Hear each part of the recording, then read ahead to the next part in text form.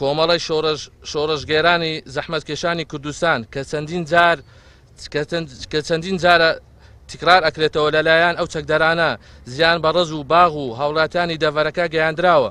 چەکدارانی کۆمەڵە لە جیاتی پۆزش هێنانەوە و بەکارهێنانی زمانی گفتوگۆ بە زمانی تند و زەبر قسەی نەشا و وەڵامیان دەدەنەوە، وەک بڵێ بەرامبەر بە دوژمنی خاک و نیشتیمان وەستابنەوە. لە کاتێکدا ڕۆڕەکانی ئێمە بێچەک هاوڵاتی سڤیل بوون، کەچی ئەوان نابەبرسانە بە چەرشی کلاشینکۆف و تەنانەت بە بیکەیسیش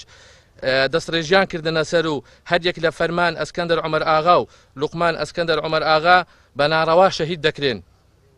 و هەروەها هەردوو برایتری بە ناوی بەختیار ئەسکەندەر و مستەفا ئەسکەندەر عومەر شەهید دەکرێن، بریندار دەکرێن. عەفوو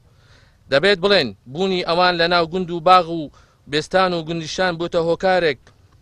کە چەندین جار کێشەی سەری نایەتەوە، بوویتە هۆی ئەوەی کە وڵاتی ئێران تۆبارانکردنی دەڤەرەکەمان بکات و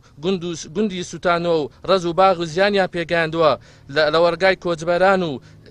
سوتاندراوە، کەچی ئەوان بەناحەق بە شەهیدکردنی دوو ڕۆڵەی ئێمە پاداش و چاکە و پیاوەتی ئێمەیان داوە.